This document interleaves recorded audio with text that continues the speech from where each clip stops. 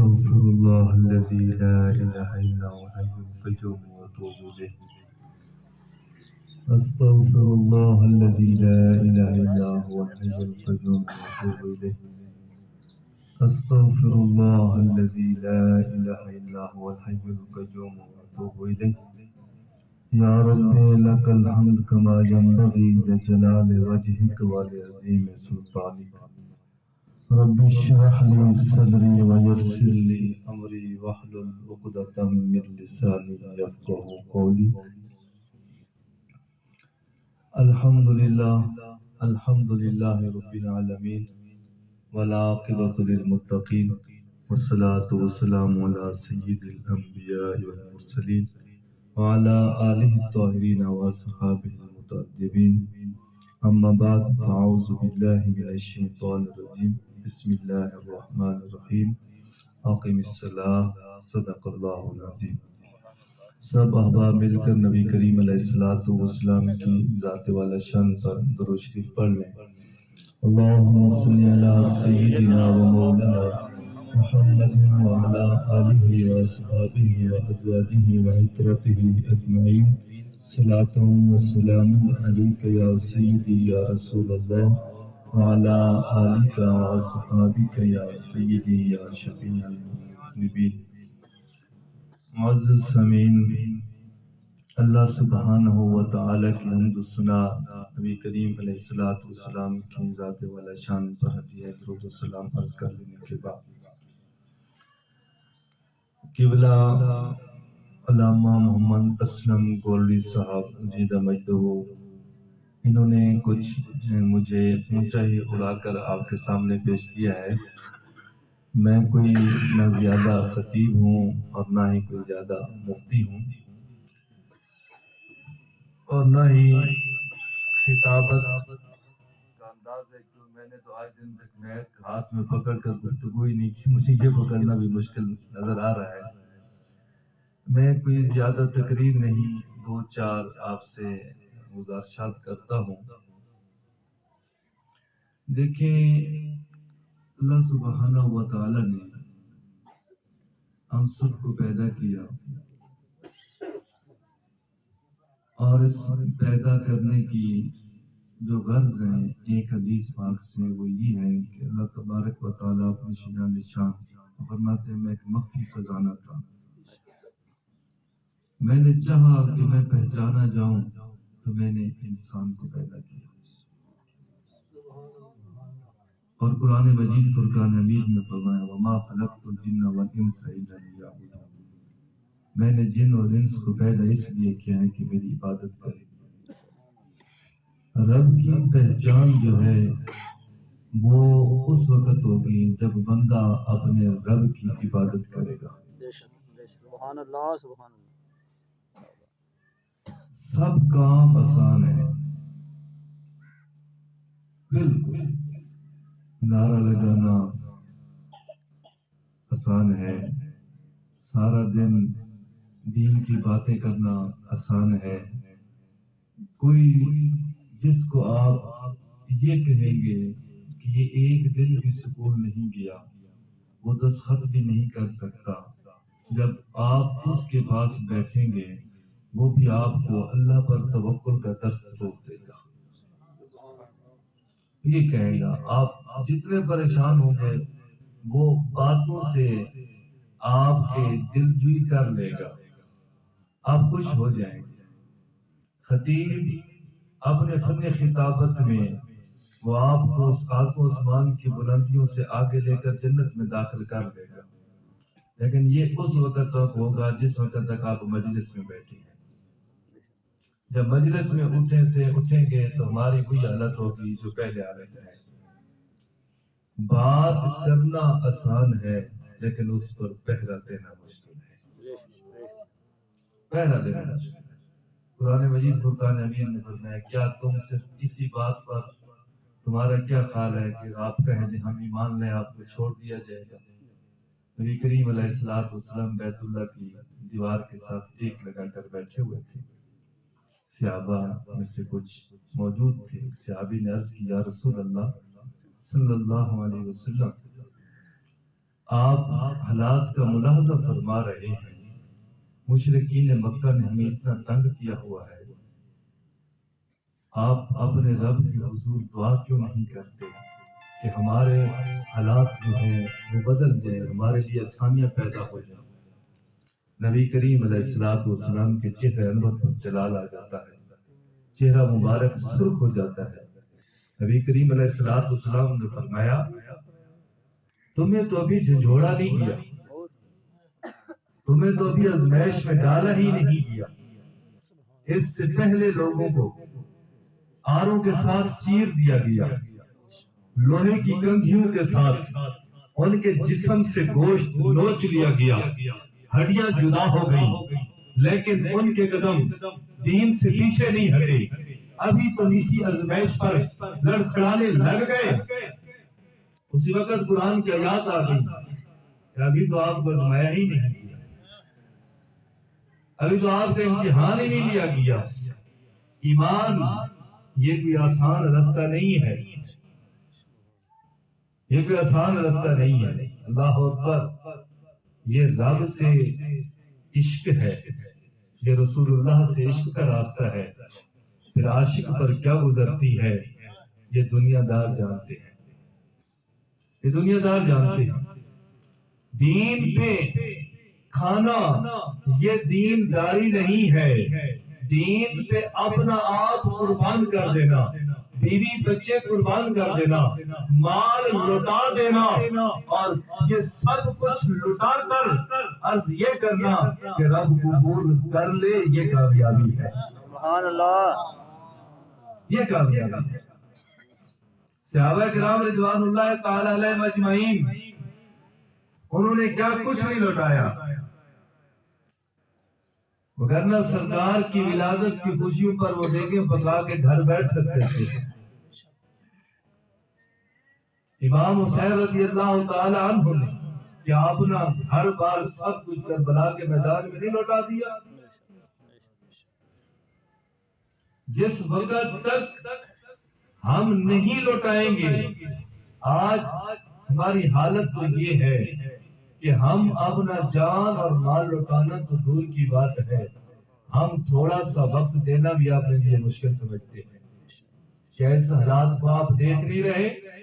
اگر جنازہ ہو، نماز ہو، جمعہ ہو، ختم کی محفل ہو، کسی چیز کی چافتہ ہو، 11ویں شریف ہو، وقت دیا ہو کہ 6 بجے ختم ہوگا، ابھی 5 منٹ اوپر نہیں ہوتے، ہر شخص کی نظر گھڑی پر پڑتی ہے، ایک دوسرے پر پڑتی ہے، اشارے کنائے شروع ہو جاتے ہیں۔ یہ ہے ہمارے دینی محبت۔ اور اگر کوئی سیاسی جلسہ ہو، کسی سیاسی نے آنا ہو، ابھی وہ فلاں جگہ ہے، گھنٹے تک پہنچ جائیں گے، 2 گھنٹے تک پہنچ جائیں گے، ہمیں کبھی بھی اس سے تکلیف نہیں ہوئی، تو ہم دیکھ لیں کہ ہمارے دم کس طرف جا رہے ہیں۔ اور یاد رکھیں کہ ساری چیز جو ہم میں یہ سستیاں کوتاہیاں آئی ہیں، آج لوگ کہتے تو ہیں کہ علم بڑھ گیا ہے، لیکن حقیقت یہ ہے کہ علمی فقدان ہو گیا ہے، علمی فقدان ہو گیا ہے۔ اور اس کی وجہ دیکھیں، جس وقت انسان کو پیدا کیا گیا اور انسان کو مسجود ملائکہ بنایا گیا، اس مسجود ملائکہ کی جو وجہ تھی وہ یہ تھی کہ حضرت آدم علیہ نبینا علیہ السلام کو علم سے سرفراز کیا گیا، اور جس وقت آپ کی علمی برتری ظاہر ہو گئی اس وقت فرشتوں نے سجدہ کیا، اور شیطان نے اسی وقت کہا تھا اے رب تو نے مجھے اغوا کیا ہے، اب میں بھٹکا ہوں، اب میں قسم اٹھاتا ہوں کہ میں ان کے راستے پر بیٹھوں گا، میں آگے سے، پیچھے سے، دائیں سے، بائیں سے، میں تیرے صراط مستقیم پر بیٹھ کر انہیں بھٹکاؤں گا۔ اب یہ ازلی دشمن یہ پہلے دن سے اس کا مقصد ہمیں صراط مستقیم سے ہٹانا ہے، اور صراط مستقیم پر آنے کے لیے پہلے ہمیں علم ضروری ہے کہ ہمیں پتہ چلے کہ شیطان کن کن راستوں سے ہم پر حملہ کرتا ہے۔ اگر ہم اس کی سازشوں کو پہچان نہیں سکیں گے تو پھر ہمیں کامیابی نہیں ہوگی۔ اور دوسری چیز میں دو مثالیں صرف سمجھانے کی خاطر. دیکھیں ہم سب یہاں بیٹھے ہیں, ابھی لنگر شریف ہوگا. مجھے یہ بتائیں کہ لنگر تقسیم کرنے والا اگر ایک آدمی کے سامنے ایک روٹی رکھ دے اور دال تھوڑی سی رکھ دے, دوسرے آدمی کے سامنے پوری روٹی رکھے اور دال بھی اس کو پوری پوری جو بھی سالن ہے وہ دے دے, تو مجھے بتائیں جسے کم ملا ہے وہ ناراض ہوگا کہ نہیں ہوگا؟ ہو سکتا ہے وہ اگلی مجلس میں بھی نہ آئے. اب اس نے یہ کام کیا ہے, ہمیں ناراضگی ہوتی ہے. اگر یہ کام ہم خود کریں,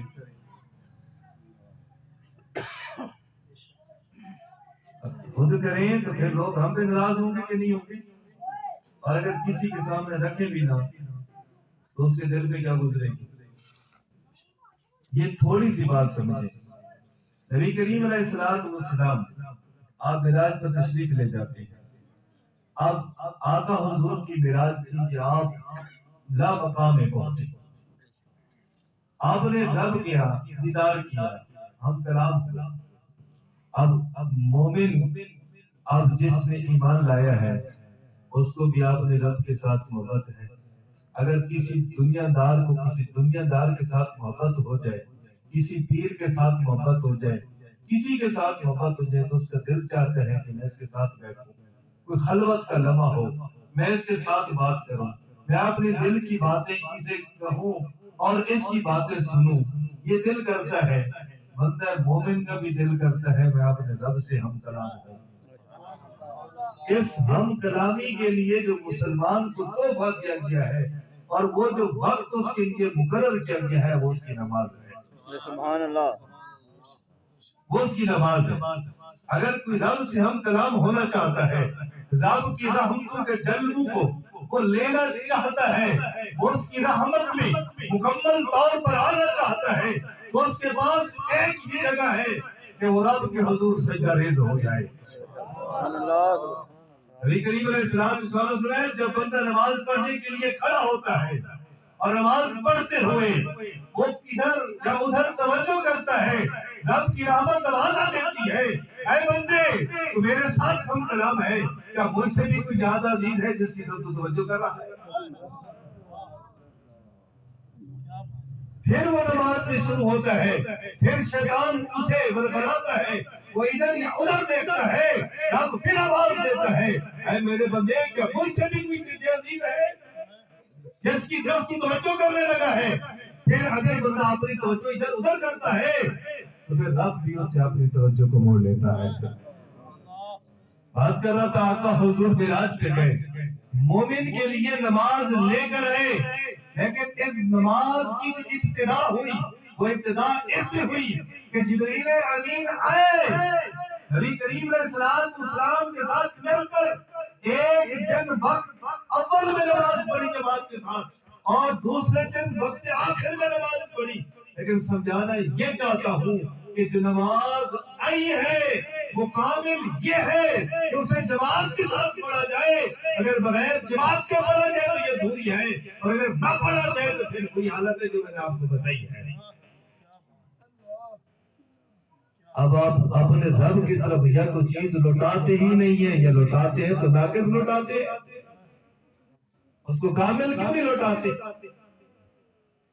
اور یاد رکھیں پورا قرآن مجید آپ اس کو چھان کر دیکھ لیں, مومن کو جب نماز کا حکم ملا ہے اسے یہ نہیں کہا کہ نماز پڑھو, الذین یقیمون الصلاۃ اقیم الصلاۃ, اسے حکم یہ ملا ہے کہ نماز کو قائم کرو. اور منافقین کے بارے جب ذکر آیا ہے فویل للمصلین الذین هم عن صلاتهم ساہون, تو منافقوں کے بارے نماز پڑھنے کا حکم آیا ہے, مومن کو نماز قائم کرنے کا حکم آیا ہے. اقامت صلاۃ یہ ہے کہ جب نماز کا وقت قریب ہو بندے کا دل مچلے اور وہ وضو کر کے مسجد میں پہنچے اور جماعت کے ساتھ یکسوئی کے ساتھ وہ نماز پڑھے. یہ نماز کو قائم کرنا ہے. سبحان اللہ. اور منافق کی نماز کیا ہے؟ نماز پڑھنا ہے. اگر کبھی چار بندوں میں پھنس جائے تو کہے آج تو پڑھنی پڑے گی, वरना उसे नमाज की परवाह नहीं है। अगर कोई खास मजलिस आ जाए तो उसमें नमाज के लिए खड़ा हो जाए और वैसे नमाज की पाबंदी न करे, ये मुनाफिक की नमाज है। आप फरमाते हैं मुझे इस नमाज की जरूरत ही नहीं है।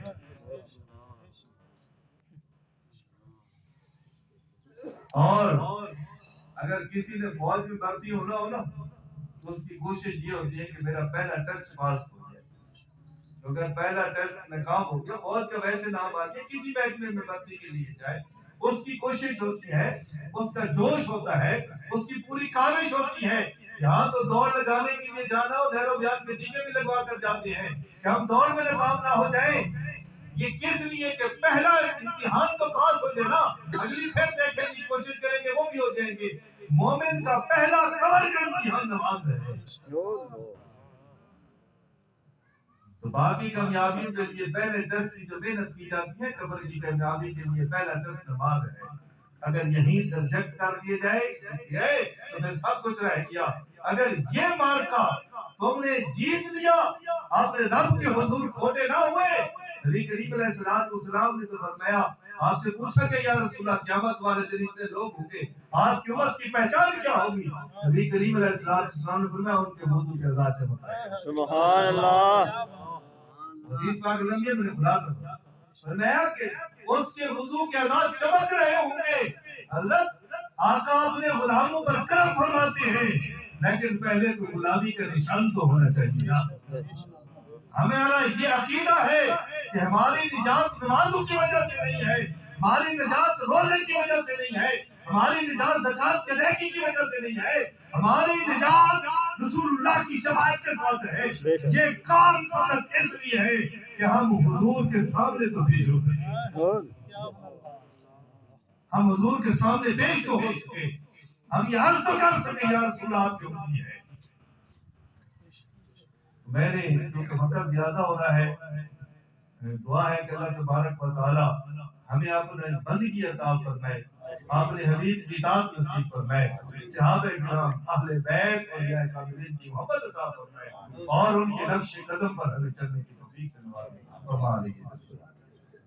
अदल करे ते थर थर कंबन उठियां शाना वाले, अदल करे ते थर थर कंबन उठियां शाना वाले, फजल करे ते बख्शे जाइए मैं वर्गे भी मोकाले।